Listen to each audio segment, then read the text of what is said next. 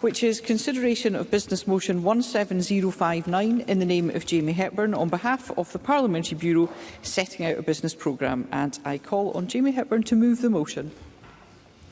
Move, Presiding Officer. Thank you, Minister. And I call on Miles Briggs to speak to and move Amendment 17059.1 up to 5 minutes. Thank you, Presiding Officer. And I rise to speak in support of the amendment I've lodged in my name to change the business programme motion to replace the first Tuesday back after recess debate on the international situation with a debate on addressing violence in schools. Presiding Officer, I make no apology for again highlighting my concerns around the breakdown in discipline in our classrooms and the need for leadership from ministers to turn this situation around. Survey after survey by unions has revealed teachers being punched, kicked, spat at by pupils, and of them being set upon by yobs wielding hockey sticks and broken glass and having their cars vandalised. The levels... Yes, I will. Alex Cole-Hamilton. I'm very grateful to Miles Briggs for taking my intervention. He will have heard me asking the First Minister about this issue at FMQs last week, at which Scottish Liberal Democrats revealed research that we are, incident for incident, matching the trajectory of last year's record-breaking, terrible results for violence in our schools. Liberal Democrats will support his motion or his amendment tonight, but does he recognise that this isn't getting any better? Miles Briggs. I absolutely agree with the member on that, and the recent NASUWT survey points to the evidence he has put on record this evening. The levels of violence in our classrooms and schools is totally unacceptable, with a surge in the number of assaults on school campuses involving dangerous weapons. And that survey I reference, we need to see action from ministers. And the Cabinet Secretary yesterday acknowledged just that. Many incidents are also going unreported. I will. Yes. Stephen Kerr. To my friend for giving way, because he's making the point that yesterday, when we had questions on this, the Cabinet Secretary went to great lengths to say that she acceded to the fact, acknowledged the fact that we need to have a full parliamentary debate on this in government time. That's in the official record. So we're not asking for something just from a Conservative point of view. We're actually asking this with the Cabinet Secretary's own point of view in mind, that we should spend time in this chamber discussing that rather than a debate on reserved matters. Miles Briggs. I absolutely agree, and this is where we need to see the government lead. The government, in many cases, isn't aware of the fact that teachers and schools are not even aware of the government's own national action plan. There is still no reporting of standards in place and recording of incidents, and that is something we need to see addressed with urgency. The First Minister has said that gender-based violence in our society must be addressed, and I agree. That is why we are calling on ministers and government to lead from the front, and for this to be a priority. There needs to be an acknowledgement from ministers and recognition that in schools across our country, these policies are failing and leading to the concerning situation we see in schools today. But we need to see ministers act, and act urgently. And that starts with ministers bringing to Parliament a debate that we can then look towards the policies which are failing to address this situation. Scottish Conservatives requested a ministerial statement on violence in schools over the weekend ahead of Bureau, and the Minister has only committed to providing one further down the line. That is not acceptable. Teachers can't wait for ministers to bring something further down the line. They need action now. Presiding Officer, pupils, teachers, parents and unions are calling for visible and strong leadership from ministers on this issue. I agree, and we have not seen that today. The Scottish Parliament is here to debate the most pressing issues facing the people of Scotland.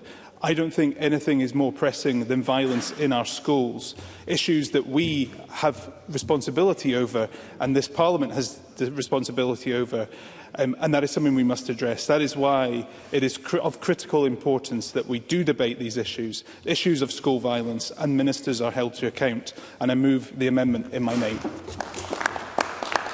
Thank you, Mr Briggs. I call on the Minister to respond on behalf of the Parliamentary Bureau.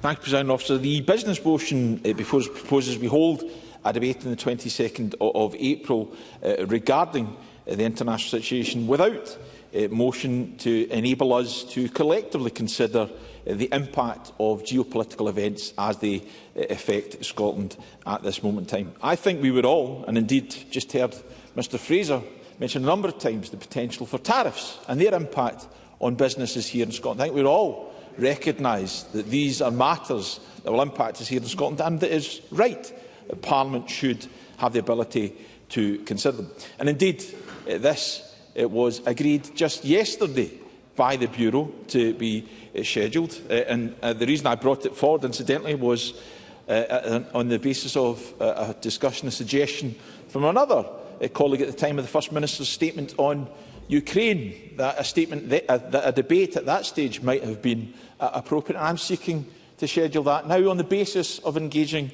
with other colleagues. So I hope that, of course, I'll give way. Yes. Would the Minister for Parliamentary Business at least acknowledge that the Cabinet Secretary for Education and Skills was the one saying that there ought to be a full debate on the subject of violence in schools in government time, and all that we are asking on behalf of Scotland's teachers, Scotland's pupils and Scotland's parents is that we have the opportunity to have that debate as soon as possible? Minister. Mr Kerr is such an impatient fellow. Of course I was going to come to that matter. Of course I will, but he asked me to come to it now.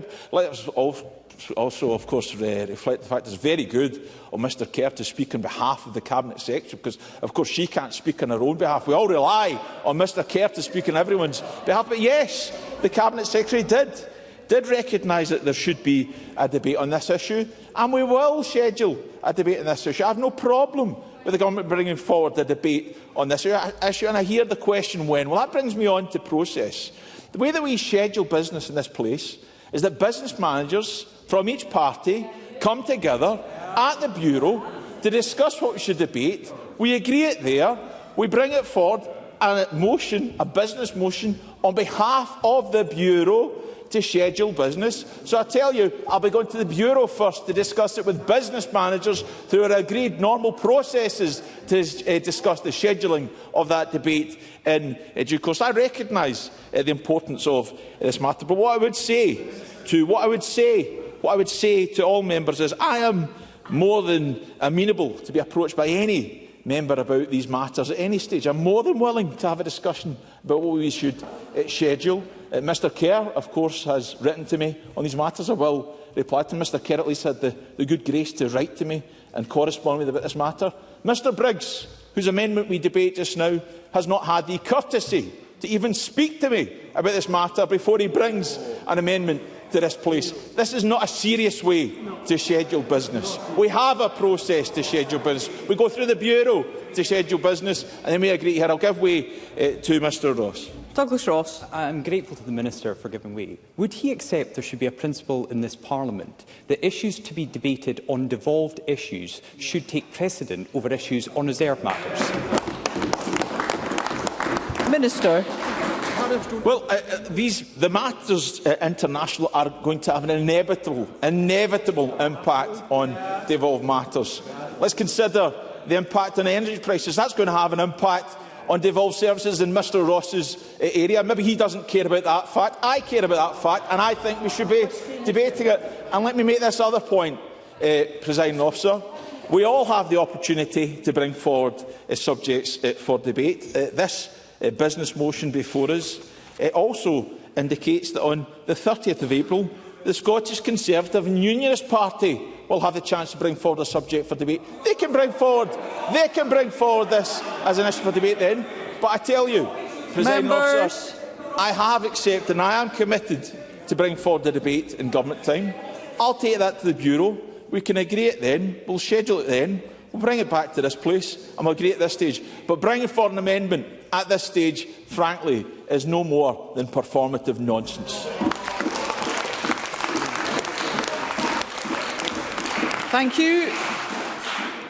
The question is that Amendment 17059.1 in the name of Miles Briggs, which seeks to amend Motion 17059 in the name of Jamie Hepburn, on behalf of the Parliamentary Bureau setting out a business programme, be agreed. Are we all agreed? The Parliament is not agreed, therefore we'll move to a vote and there will be a short suspension to allow members to access the digital voting system.